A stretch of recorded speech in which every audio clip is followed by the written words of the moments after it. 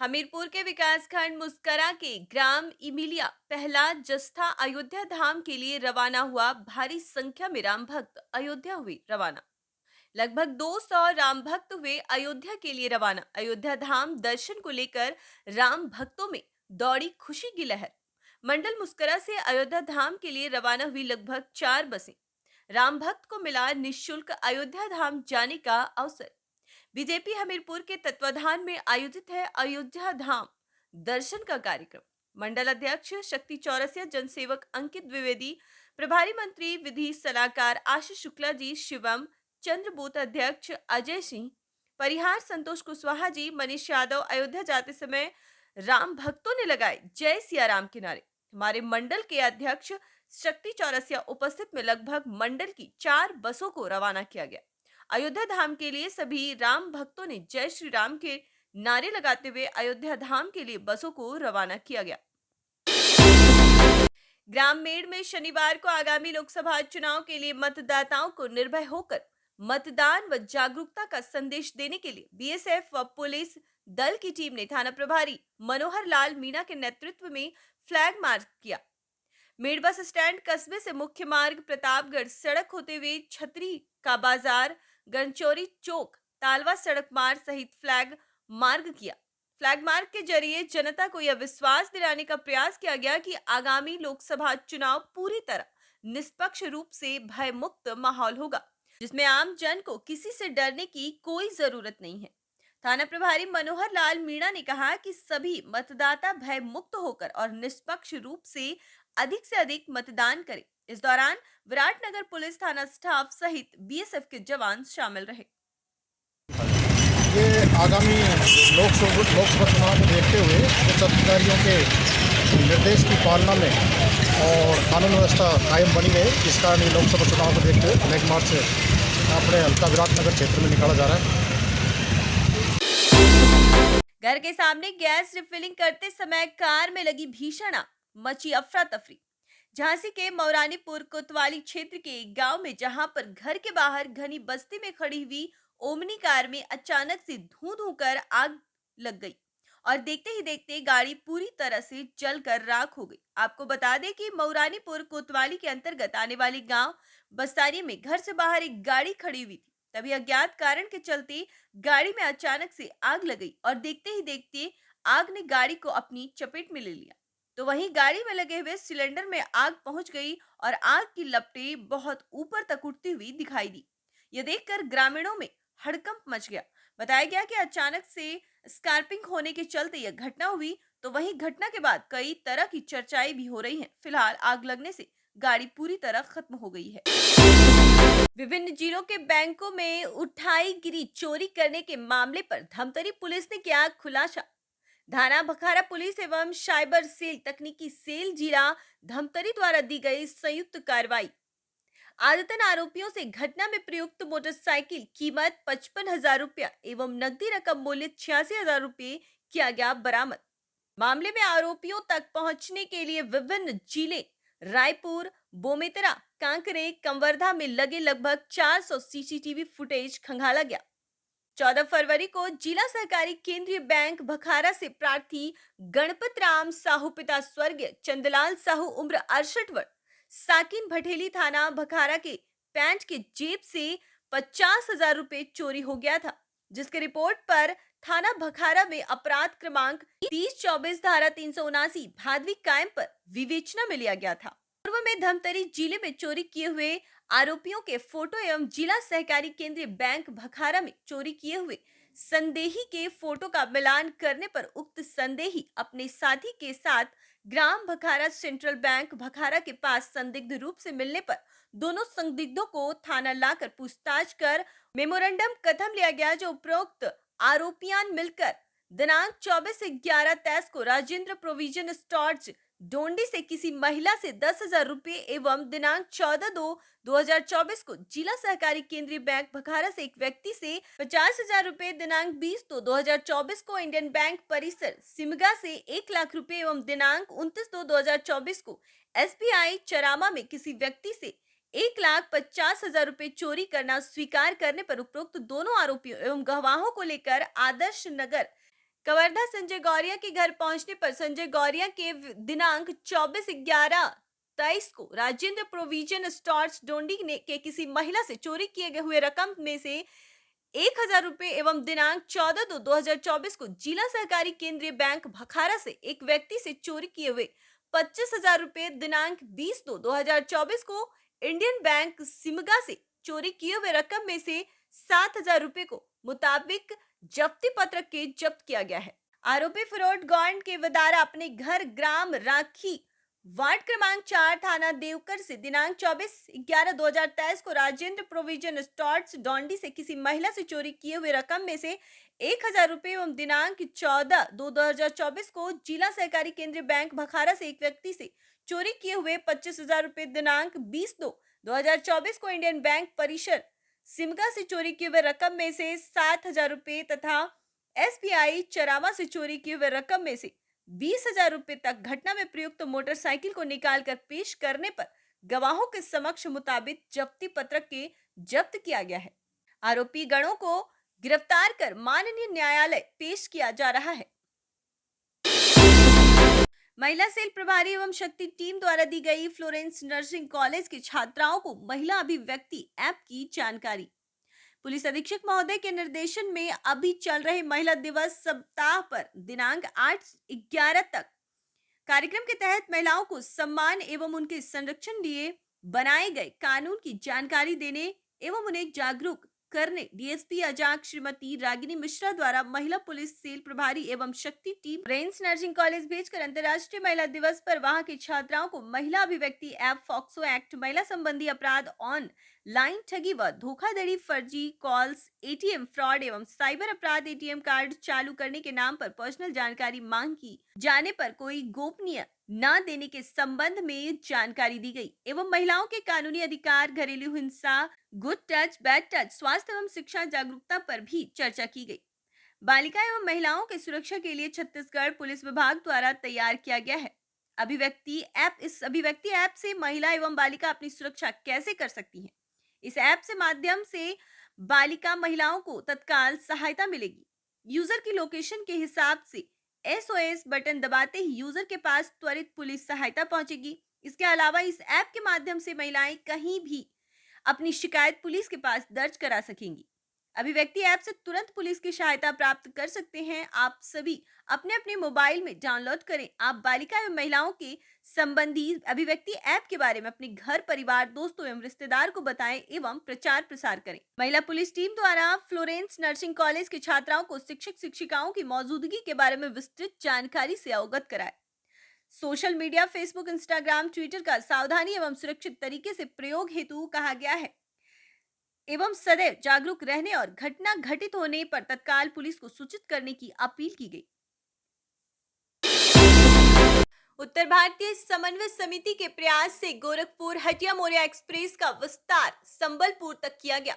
Gorakhpur Hatia Maurya express के राउरकेला होते हुए संबलपुर के लिए रवाना होते ही हिंदी वासियों की वर्षों की हसरत पूरी हो गई है। 9 मार्च को पहली बार यह ट्रेन हटिया से संबलपुर के लिए चली और अब नियमित चलेगी। 10 मार्च की सुबह संबलपुर से मौर्या एक्सप्रेस हटिया होते हुए गोरखपुर के लिए चलेगी। शनिवार 9 मार्च की सुबह 10:50 पर ट्रेन को पहुंचना था, लेकिन 40 मिनट पहले ही ट्रेन पहुंच गई। ट्रेन के पहुंचने पर उत्तर भारतीय सामान्य समिति द्वारा ट्रेन का ड्राइवर, गार्ड, टीटी एवं राउरकेला के स्टेशन मास्टर को अंग वस्त्र, पुष्प गुच्छ, माला पहनाकर सम्मानित किया गया और यात्रियों में लड्डू बटाकर खुशी मनाई गई।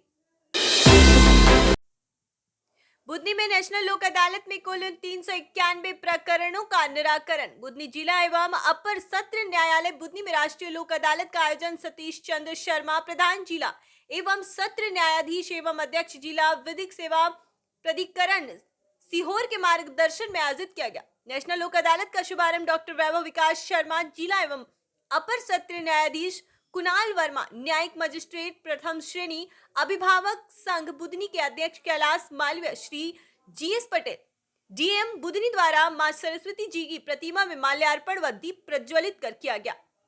वहीं नेशनल लोक अदालत के शुभारंभ कार्यक्रम के अधिकारीगण, अधिवक्तागण एवं कर्मचारीगण उपस्थित रहे। एडीजे न्यायालय में 35 प्रकरण रखे तथा मजिस्ट्रेट न्यायालय में 17 प्रकरण रखे गए, जिसमें एडीजे न्यायालय में 25 प्रकरण एवं मजिस्ट्रेट न्यायालय में 15 प्रकरण निराकृत किए गए। वहीं नगर निगम बुदनी, रेहटी, शाहगंज द्वारा जलकर संपत्ति व दुकान कर के 125 प्रकरणों का निराकरण कर 4,09,317 रुपए का राजस्व वसूल किया है। बैंकों से संबंधित 17 प्रकरणों का निराकरण कर 28,15,000 रुपए की वसूली की गई। नगर निगम एवं विद्युत विभाग के लिटिगेशन एवं प्रीलिटिगेशन प्रकरणों में नियमानुसार छूट प्रदान किया गया। इस प्रकार बुदनी न्यायालय के अंतर्गत लिटिगेशन के कुल 40 प्रकरण एवं बैंकों, नगर परिषद बुदनी, रेहटी, शाहगंज एवं विद्युत विभाग के 351 प्रीलिटिगेशन प्रकरणों का निराकरण कर कुल राशि रुपये 66,18,716 का आधार अवार्ड पारित किया गया। राजीनामा के आधार पर ऋणाकृत प्रकरणों में डॉक्टर वैभव विकास शर्मा, जिला एवं अपर सत्र न्यायाधीश कुणाल शर्मा, न्यायिक मजिस्ट्रेट प्रथम श्रेणी बुदनी द्वारा पौधे वितरण किया गया। इस प्रकार समस्त विभाग के अधिकारियों एवं कर्मचारियों के सहयोग से सफल नेशनल लोक अदालत का आयोजन किया गया। लोक अदालत के आयोजन में 3,90,17,232 रुपए का अवार्ड पारित। दिनांक 9 मार्च 2024 को जिला विधिक सेवा प्राधिकरण हनुमानगढ़ के निर्देशानुसार राष्ट्रीय लोक अदालत का आयोजन श्री राजेंद्र चौधरी, अध्यक्ष, तालुका विधिक सेवा समिति एडीजे नंबर 1 नोहर की अध्यक्षता में न्यायालय परिसर नोहर में किया गया। लोक अदालत के बारे में एडीजे राजेंद्र चौधरी ने जन जागरण संदेश को बताया कि इस लोक अदालत में हमने न्यायालय में लंबित मामले, राजस्व मामले, बैंक वसूली के मामले, चेक अनादरण के मामले, पारिवारिक प्रकरण आदि का चयन किया है। राजेंद्र चौधरी ने कहा कि हम उम्मीद करते हैं कि इस लोक अदालत का अच्छा नतीजा आएगा। लोक अदालत के बैच के गठन में भार्गवी सांधु तहसीलदार नोहर को शामिल किया गया। राष्ट्रीय लोक अदालत में कुल 394 मामलों का मौके पर निस्तारण किया गया, जिसमें 3,90,17,232 रुपए का अवार्ड पारित किया गया। लोक अदालत द्वारा राजस्व एवं प्रीलिटिगेशन प्रकरणों में भी कार्रवाई की गई, जिसमें कुल 5436 प्रकरणों का निस्तारण करवाया गया। आज की लोक अदालत के बारे में बताइए। माननीय राजस्थान राज्य विधिक सेवा प्राधिकरण और जिला विधिक सेवा प्राधिकरण हनुमानगढ़ के निर्देशानुसार आज इस वर्ष की प्रथम राष्ट्रीय लोक अदालत का आयोजन तालुका नोहर द्वारा किया जा रहा है, जिसमें हमने सिविल कोर्ट्स में लंबित 1294 प्रकरण रेफर किए हैं। इसी की तरह राजस्व न्यायालयों में जो मामले हैं लंबित, उनको भी इस लोक अदालत में रखा है और बैंकों की वसूली के संबंध में लिटिगेशन प्रकरण भी इसमें रखे हैं। मुख्यतः हमारे न्यायालयों में जो चेक बाउंस से संबंधित मामले हैं वो, और पक्षकारों के बीच में आपसी वैवाहिक विवादों से संबंधित मामले हैं और भरण पोषण संबंधी मामले हैं। कुछ छोटे प्रकृति के आपराधिक केस होते हैं जो कानून के अनुसार वापस समझौता करवाकर सेटल किए जा सकते हैं। ऐसे प्रकरणों को हमने चिन्हित करके और पिछले काफ़ी समय से प्री काउंसलिंग भी की जा रही है और लगभग मुझे उम्मीद है कि नोहर न्यायालय परिसर में जो लंबित मामले हैं उनका अच्छा डिस्पोजल होगा और इसमें सभी अधिवक्तागण और पक्षकारान का हमें सहयोग मिल रहा है और आज की लोक अदालत का एक अच्छा रिजल्ट आएगा। कुछ मोटर व्हीकल क्लेम से संबंधित मामलों का भी निपटारा हुआ है और कुछ पक्षकारों को समझा बुझाकर आपस में पति पत्नी का झगड़ा जो चल रहा था लंबे टाइम से, उनकी भी समझाइश करके और पुनः वो एक साथ रहने को तैयार हुए हैं। तो यस सर, अपना नाम और पद नाम बताएं सर। राजेंद्र चौधरी, जिला विधिक सेवा प्राधिकरण हनुमानगढ़ के तत्वाधान में और तालुका विधिक सेवा समिति नोहर के तत्वाधान में। राष्ट्र के विकास के साथ विरासत को भी संजोने का काम पीएम मोदी ने किया। केंद्र की नरेंद्र मोदी सरकार ने राष्ट्र के विकास के साथ साथ विरासत को भी संजोने का काम किया है। वहीं देश की सभ्यता और संस्कृति के संरक्षण का काम भी इन वर्षों में हुआ है। यह बात केंद्र सरकार में विदेश राज्य मंत्री मीनाक्षी लेखी ने भाजपा द्वारा स्थानीय टाउन हॉल में आयोजित प्रबंध जन सम्मेलन में मुख्य अतिथि एवं जन वक्ता रूप में संबोधित करते हुए कही। उन्होंने कहा कि आजादी के 75 वर्षों में जो बदलाव दिखने चाहिए थे, वह बदलाव केंद्र में मोदी सरकार के आने के बाद देखने को मिले हैं।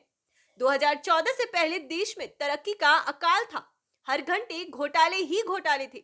उस समय देश की जनता के जो सपने पूरे नहीं हो सके, उन्हीं सपनों को आज प्रधानमंत्री नरेंद्र मोदी हकीकत के रूप में बुनते हैं, इसलिए लोग मोदी को चुनते हैं। उन्होंने कहा कि भारत अब तरक्की के रास्ते पर चल रहा है। आने वाले वर्षों में देश को विश्व की तीसरी सबसे बड़ी अर्थव्यवस्था बनाने की मोदी की गारंटी है। भाजपा द्वारा आयोजित प्रबुद्ध जन सम्मेलन में विदेश राज्य मंत्री मीनाक्षी लेखी ने जिले की विशिष्ट प्रतिभाओं को श्रीफल भेंटकर दुपट्टा व शॉल पहनाकर सम्मानित किया। पार्टी की रीति नीति की प्रखर प्रवक्ता है, एक अधिकृत हस्ताक्षर है और इसीलिए आज आपको सुनने के लिए पूरे भीलवाड़ा शहर के प्रबुद्ध जन यहां उमड़े हुए हैं। हम सारी बात उनसे सुन के बैठ गए थे। हर चीज में भारत का आकलन नीचे से शुरू होता था। ऐसे भारत की हकीकत को बदलने के लिए आज भारत की जो हकीकत है उसको बुनने के लिए सबने मिलकर मोदी जी को चुनकर भारत का प्रधानमंत्री बनाया। और आज जब 10 साल पूरे हुए हैं तो सही मायने में ऐसा समय है जिस समय के अंदर हमको एक तुलना करनी ही पड़ेगी और तुलना करनी पड़ेगी 2014 से पहले के भारत की और 2024 के पोत निर्माण, सड़कों का निर्माण, हवाई अड्डे, इस तरीके की जितनी इंफ्रास्ट्रक्चर डेवलपमेंट के काम हैं उसके लिए आपने बजट बढ़ा दिया ताकि देश की विकास की यात्रा चल पड़े। एक तरफ विकास की यात्रा, मगर विकास की यात्रा हवा में नहीं है जी। भारत के विकास की यात्रा विरासत की यात्रा से जुड़ी हुई है और प्रधानमंत्री जी ने लगातार ये बात कही कि विकास भी और विरासत भी, विकास भी और जोर से आवाज, अरे सब लोग शर्मा के घूंघट चाहिए पूरी दुनिया, आवाज तेज दिल्ली तक जानी है आवाज। विकास भी और विकास भी और विकास भी और विकास भी और विकास भी और भाई कुछ लोग अभी भी को जड़ से उखाड़ फेंकेंगे।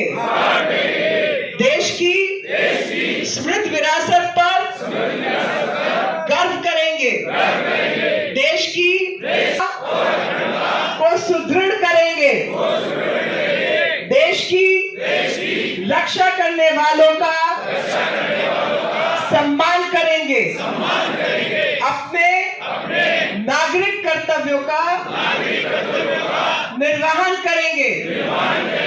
हे ईश्वर हमारी मदद करो।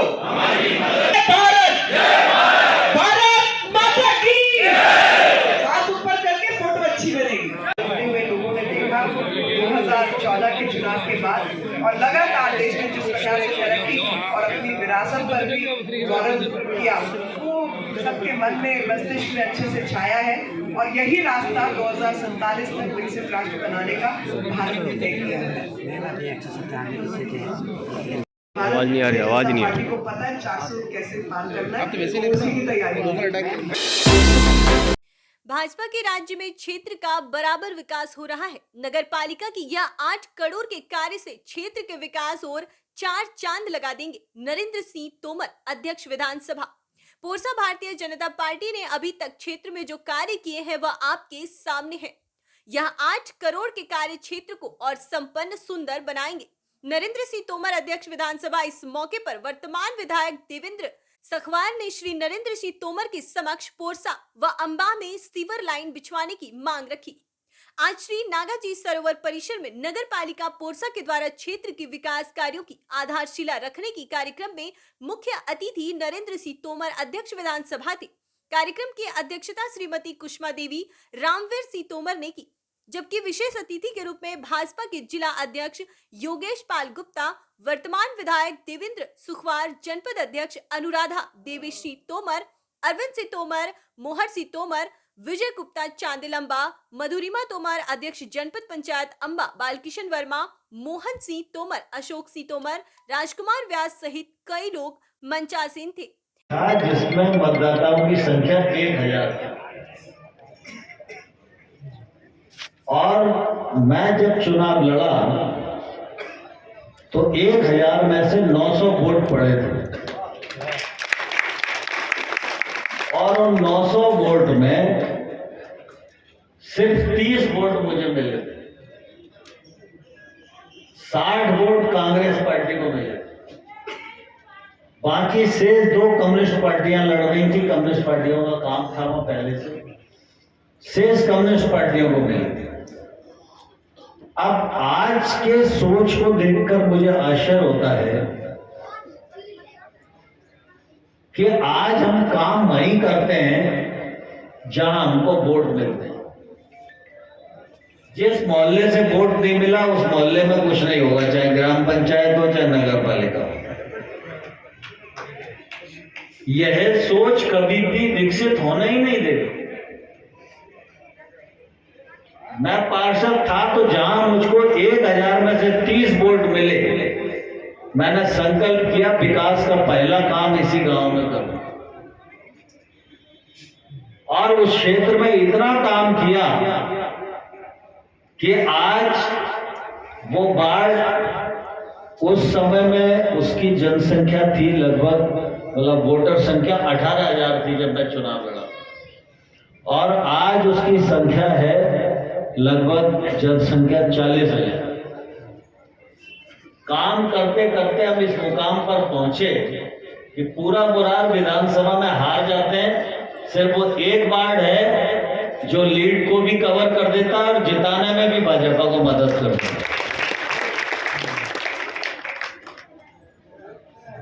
तो क्या है कि जिसने वोट नहीं दिया तो क्यों नहीं दिया, ये मीमांसा का विषय है। अगर हम काम वहां से शुरू करते हैं तो क्षेत्र का भी विकास होता है। आज आप देखो पिंटो पार्क से लेकर दीनदयाल तक स्वर्ग हो गया। दीनदयाल नगर में सबसे ज्यादा जमीन वहीं महंगी है और हमारा पोरसा जो है दुनिया में सबसे ज्यादा महंगा है और बिना सीवर लाइन के महंगा है। मैं अभी दिनेश जी कह रहा था कि टाइम्स ऑफ इंडिया में एक सर्वे आया था, बंबई में सबसे अच्छी जगह मानी जाती है, उसको नरीमन पॉइंट कहते हैं। समुद्र का किनारा है वो और बहुत बड़े लोग वहीं रहते हैं। तो नरीमन पॉइंट की जमीन और पोरसे की जमीन, मतलब पोरसे की जमीन 21 है, नरीमन पॉइंट भी 19 पड़ रहा है। आगे ये भी विश्लेषण का विषय है, लेकिन आप सबने अनुभव किया होगा पोरसा में कम काम नहीं हुआ। अगर पोरसा की मेन सड़क नहीं बनती और अतिक्रमण ऐसे ही बढ़ता रहता तो आज पोरसा की सड़क पर साइकिल निकालने की जगह बचती क्या? बस्ती क्या बताओ। और पोरसा में इतनी अच्छी सीमेंटेड सड़क मिल जाएगी ये कभी बुजुर्ग लोगों ने सोचा था क्या? आज पोरसा नेशनल हाईवे बन गया। NH 552 पर पोरसा 552। ये भारतीय जनता पार्टी की सरकार की देन है। ये आपकी पुरानी जो सड़कें बनी हैं ये गारंटी पीरियड की सड़कें हैं। जैसे जैसे गारंटी पीरियड खत्म हो रहा है वैसे वैसे NH टेक ओवर करके इन सारे टुकड़ों को बनाने का काम कर रहा है। ठेठ राजस्थान के पाली से श्योपुर, श्यामपुर, सबलगढ़, जौरा, मुरैना, अंबा, पोरसा, अटेर, लाहौर और चिड़गांव, ये पूरा NH 552। आप नेशनल हाईवे पर रहते हो, ये आपके लिए गौरव का विषय नहीं है। आज पोरसा में नया अस्पताल बन रहा है, ये आपके लिए गौरव का विषय नहीं है। अभी बात करो तो हम लोग कहेंगे कि भाई फलानी चीज बनवा दो, लेकिन पोरसा में स्टेडियम बन गया, उसका कोई उपयोग कर रहा है क्या पार्षदों को इसकी चिंता है क्या पंचायत को इसकी चिंता है क्या, समाज सेवियों को इसकी चिंता है क्या? वो स्टेडियम जो बना है वो आपके पैसे से बना है। आप ये क्यों मानते हो कि कोई सरकार के पास कोई वृक्ष थोड़ी लगा हुआ है, चाहे जब झड़ा दिया, आपका एक एक रुपया मिल के वहां करोड़ हो जाता है और वो करोड़ होकर पोरसा में आ जाता है। भाई इतना ही फर्क है। तो हम जो बन गया उसका उपयोग नहीं करना चाहते, उस पर विचार नहीं करना चाहते। नगर पालिका का सोच समूचे नगर के विकास के बारे में होना चाहिए। नगर में सज्जर भी हो, पानी भी हो, नाली भी हो, सड़क भी हो, लेकिन नगर में रहने वाले बच्चे विकसित भी तो हों, उनके रहने का स्तर भी तो बढ़े, उनके सोचने का स्तर भी तो बढ़े। आज आपके यहाँ पर सीएम रही स्कूल हो गया, पड़ोस में आपके केंद्रीय विद्यालय बन रहा है, तो और क्या चाहिए? योग्य मंडी आपके पास है, मंडी में किसान भवन बन रहा है, किसान भवन बन के तैयार हो जाएगा तो हमारे तमाम सारे बुजुर्ग लोग दोपहर में आके, जैसे हमारे ब्यास जी बेचारे वो अन्नू की दुकान पर बैठ जाते हैं। अब अन्नू की दुकान पर 2 ही स्टूल की जगह है, अब ब्यास जी पहले से ही बैठे, हम भी पहुंच गए, तो अन्नू और अन्नू के पिताजी बेचारे खड़े ही रहते थे, बैठने को जगह ही नहीं होती थी। तो किसान भवन इसलिए बन रहा है कि यहाँ उसमें सारी सुविधाएं होंगी। ब्यास जी वहां जाकर बैठेंगे, ब्यास जी की उम्र के लोग वहां जाकर बैठेंगे, वहां अखबार मिलेगा, वहां कथा सुनना है तो कथा सुनने को मिलेगी, वहां भजन सुनना है तो भजन सुनने को मिलेगा। इसके लिए किसान भवन भी मंडी में बनाया जा रहा है। इस मौके पर नगर पालिका के 8 करोड़ के कार्यों की आधारशिला व शिलान्यास किया गया, जिसमें अंबा रोड से किराया रोड ब्रह्मा तक रोड, 499 लाख की रोड, अटेर रोड से धर्मसी मास्टर साहब की रोड तक 125 लाख, शहर में सीसीटीवी कैमरा लगवाने 60 लाख की, नागसी पेट्रोल पंप से साधु सिंह तिराए तक डिवाइडर बनवाना 57 लाख, मसूरपुरा तालाब का सौंदर्यीकरण 54 लाख, विभिन्न गलियों में डुमरीकरण 125 लाख, गोपालपुर से चित्रापुर सीसी रोड निर्माण 172 लाख, पार्क निर्माण 33 लाख प्रस्तावित है। इसके बन जाने से शहर में काफी सुंदरता नजर आएगा। इस मौके पर मुख्य अतिथि ने कहा कि पोरसा शहर में जमीन के भाव मुंबई से भी ऊंचे हैं, जबकि भाजपा ने अभी तक जो विकास किया है वह आपके सामने है। भाजपा की सोच हर आम आदमी को हर प्रकार की सुविधा उपलब्ध कराना है। सैकड़ों की संख्या में लोग मौजूद थे। जिसमें मतदाताओं की संख्या 1000 और मैं जब चुनाव लड़ा तो 1000 में से 900 वोट पड़े थे और उन 900 वोट में सिर्फ 30 वोट मुझे मिले थे, 60 वोट कांग्रेस पार्टी को मिले, बाकी शेष 2 कम्युनिस्ट पार्टियां लड़ रही थी। कम्युनिस्ट पार्टियों का काम था वो पहले से, शेष कम्युनिस्ट पार्टियों को मिले थे। अब आज के सोच को देखकर मुझे आश्चर्य होता है कि आज हम काम वहीं करते हैं जहां हमको वोट मिलते हैं। जिस मोहल्ले से वोट नहीं मिला उस मोहल्ले में कुछ नहीं होगा, चाहे ग्राम पंचायत हो चाहे नगर पालिका हो। यह सोच कभी भी विकसित होने ही नहीं देती। मैं पार्षद था तो जहां मुझको 1000 में से 30 वोट मिले, मैंने संकल्प किया विकास का पहला काम इसी गांव में करूं, और उस क्षेत्र में इतना काम किया कि आज वो बाढ़, उस समय में उसकी जनसंख्या थी लगभग मतलब वोटर संख्या 18,000 थी जब मैं चुनाव लड़ा, और आज उसकी संख्या है लगभग जनसंख्या 40,000। काम करते करते हम इस मुकाम पर पहुंचे कि पूरा मुरार विधानसभा में हार जाते हैं। सिर्फ वो एक वार्ड है जो लीड को भी कवर कर देता है और जिताने में भी भाजपा को मदद करता है। तो क्या है कि जिसने वोट नहीं दिया, तो क्यों नहीं दिया, ये मीमांसा का विषय है। अगर हम काम वहां से शुरू करते हैं तो क्षेत्र का भी विकास होता है। आज आप देखो पिंटो पार्क से लेके दीनदयाल तक स्वर्ग हो गया दीनदयाल नगर में। सबसे ज्यादा जमीन वहीं महंगी है, और हमारा पोरसा जो है दुनिया में सबसे ज्यादा महंगा है, और बिना सीवर लाइन के महंगा है। मैं अभी दिनेश जी कह रहा था कि टाइम्स ऑफ इंडिया में एक सर्वे आया था, बंबई में सबसे अच्छी जगह मानी जाती है, उसको नरीमन पॉइंट कहते हैं। समुद्र का किनारा है वो, और बहुत बड़े लोग वहीं रहते हैं। तो नरीमन पॉइंट की जमीन और पोरसे की जमीन, मतलब पोरसे की जमीन 21 है, नरीमन पॉइंट भी 19 पड़ रहा है। आगे ये भी विश्लेषण का विषय है, लेकिन आप सबने अनुभव किया होगा पोरसा में कम काम नहीं हुआ।